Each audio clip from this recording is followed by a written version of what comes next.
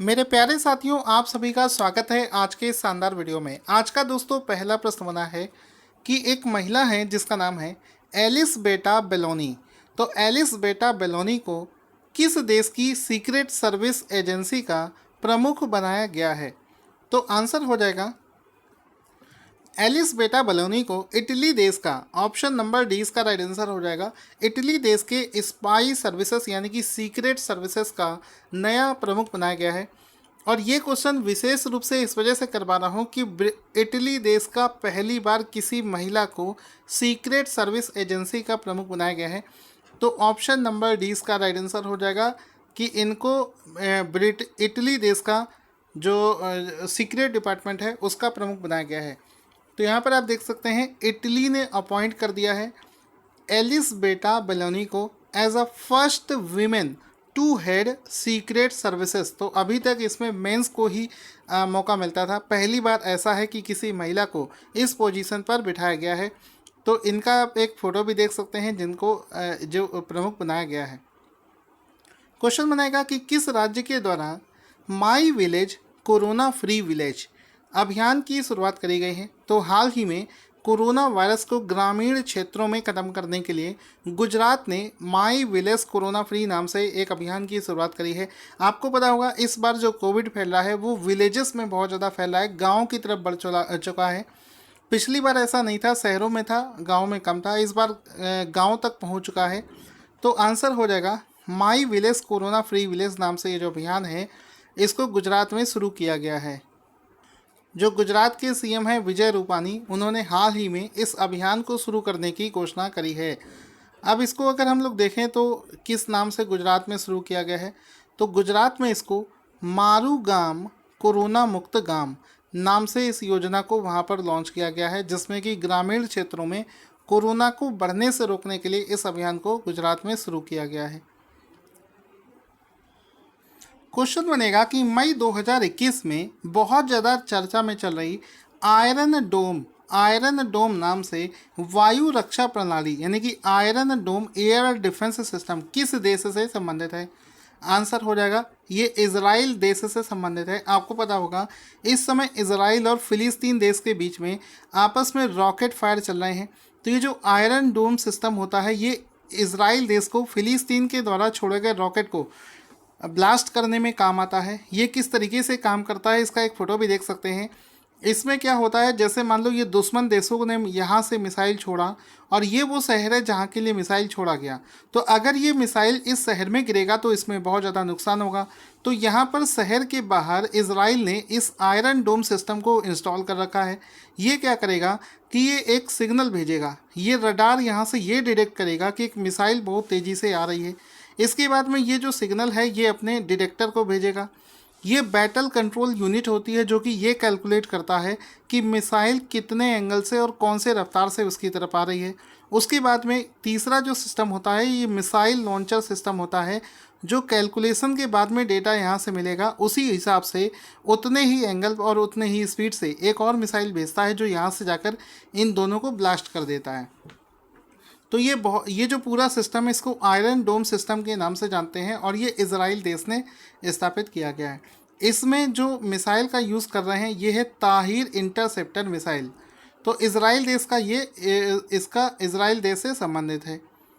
Question बनेगा Olympic खेलों के लिए क्वालिफाई करने वाली पहली तलवारबाज कौन बनी है? तो आंसर हो जाएगा हाल ही में भवानी देवी भारत की पहली ऐसी महिला बनी है, पहली ऐसी महिला तलवारबाज बनी है जिन्होंने हाल ही में ओलंपिक्स के लिए क्वालिफाई कर लिया है। तो ऑप्शन नंबर डी इसका राइट आंसर हो जाएगा, भवानी देवी इसका राइट आंसर हो जाएगा। भवानी देवी का आप फोटो देख सकते हैं जिन्होंने हाल ही में भारत की तरफ से ओलंपिक के लिए क्वालिफाई कर लिया है। अब ये जो भवानी देवी हैं इनका जन्म जो है चेन्नई तमिलनाडु में हुआ था, एक मीडियम फैमिली से बिलोंग करती हैं। क्वेश्चन बनेगा कि मई 2021 में किस राज्य ने मलेरकोटला को अपना नया जिला घोषित किया है? तो ये जो मलेरकोटला है मई 2021 में किस राज्य ने मलेरकोटला, आंसर यहाँ पर हो जाएगा ऑप्शन नंबर बी पंजाब इसका राइट आंसर हो जाएगा। हाल ही में पंजाब ने अपना एक नया जिला घोषित कर दिया है जिसका नाम है मलेरकोटला।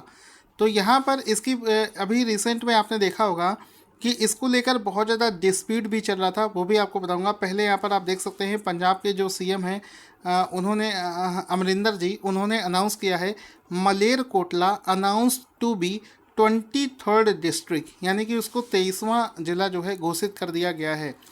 दोस्तों अगर आपने देखा होगा इस समय इसको लेकर विवाद भी चल रहा था। यूपी के सीएम योगी आदित्यनाथ से ट्विटर पर इनका एक विवाद भी चल रहा है इसी को लेकर। एक्चुअल में ये जो पंजाब में मलेरकोटला नाम से ज़िला बना है, ये ईद के अवसर पर बनाया गया है। ये जो एरिया है ऐसा माना जाता है कि मुस्लिम्स को खुश करने के लिए इस ज़िले को बनाया गया है, क्योंकि यहाँ पर मुस्लिम की आबादी हिंदुओं से ज़्यादा हो गई थी। बहुत ज़्यादा मात्रा में वहाँ पर मुस्लिम बस रहे थे, इस वजह से इसको एक अलग से ज़िला घोषित कर दिया गया है मालेरकोटला को। तो इस वजह से यूपी के जो सीएम हैं उनका इनसे डिस्प्यूट भी हुआ था। उनका कहना था कि आप मुसलमानों के दबाव में आकर आपने उनके लिए एक नया ज़िला घोषित कर दिया है। तो यहाँ पर आप लोग इसके बारे में क्या सोचते हैं कमेंट करके बताना ना भूलें। एक चीज़ यहाँ पर याद रखना, ये जो मालेरकोटला ज़िला है ये पंजाब का 23वां स्वतंत्र ज़िला घोषित किया गया है।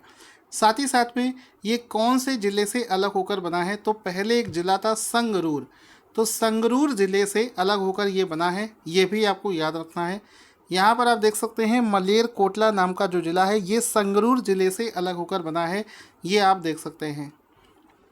दोस्तों वर्ष 2021 के लिए वाइटले अवार्ड 2021 किसे प्रदान किया गया है? आंसर हो जाएगा नुकुलू फोम। ऑप्शन नंबर 20 का आंसर हो जाएगा नुकुलू फोम को वर्ष 2021 के लिए वाइटले अवार्ड प्रदान किया गया है। ऑप्शन नंबर 20 का राइट आंसर हो जाएगा। इसमें आप देख सकते हैं why Nuklu Phom became the only Indian to win Whitley award 2021 for biodiversity peace corridor. तो बायोडाइवर्सिटी के क्षेत्र में काम करने के लिए पहली बार किसी भारतीय को ओनली इंडियन बने हैं वाई नुकुलू फोम, जिनको वाइटले अवार्ड दिया गया है। तो ऑप्शन नंबर 20 का राइट आंसर हो जाएगा।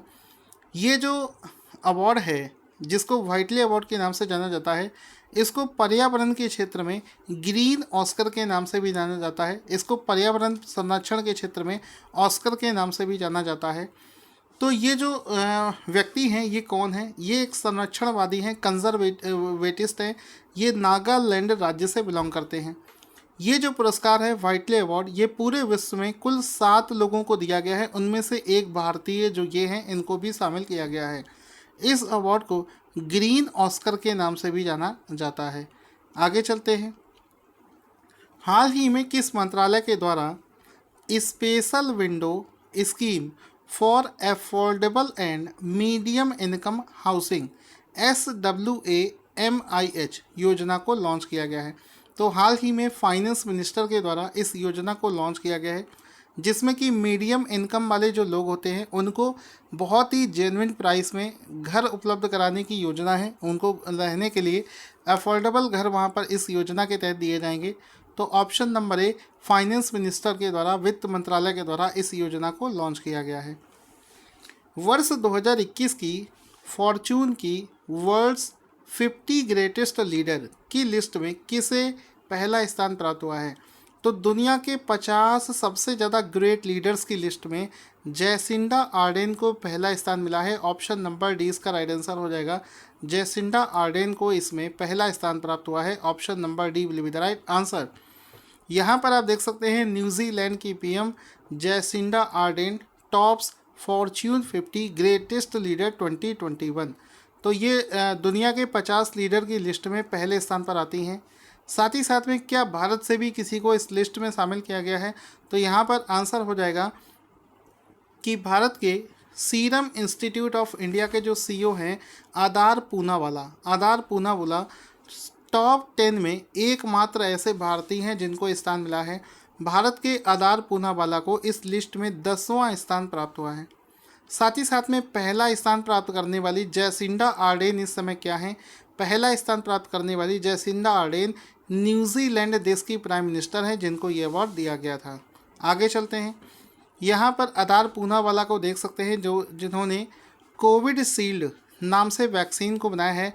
और ये सीरम इंस्टीट्यूट के सीईओ हैं। इनको इस लिस्ट में ग्लोबली 10वां स्थान प्राप्त हुआ है, तो ये भी आपको याद रखना है। इस बार ये जो फॉर्चून की लिस्ट जारी करी गई है, ये 8वां संस्करण है जिसको लॉन्च किया गया है।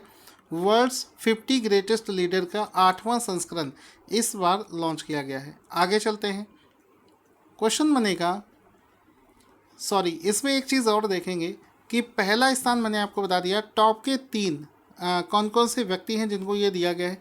जैसिंडा आर्डेन, दूसरा है mRNA पायोनियर्स, और तीसरा है डैन सूलमैन जो कि पेपल के सीईओ हैं, उनको ये अवार्ड दिया गया है। लेकिन आपको सिर्फ पहला याद रखना है। वर्ष 2021 के नेपाल के प्रधानमंत्री के रूप में किसे अपॉइंट किया गया है, तो आंसर हो जाएगा KP Sharma Oli. Option number C इसका राइट आंसर हो जाएगा। आपको पता होगा हाल ही में केपी शर्मा ओली ने प्रधानमंत्री के पद से इस्तीफा दे दिया था क्योंकि वो बहुमत सिद्ध नहीं कर पाए थे। लेकिन जो विरोधी पार्टी थी वो जब उसको भी जब मौका दिया गया सरकार बनाने का, तो वो भी अपना बहुमत सिद्ध ना कर सकी थी, जिसके बाद में एक बार फिर से सर्वसम्मति से नेपाल के एक बार फिर से प्रधानमंत्री बनाए गए हैं KP Sharma Oli. Option number C इसका राइट आंसर हो जाएगा। केपी शर्मा ओली का फोटो भी आप यहाँ पर देख सकते हैं।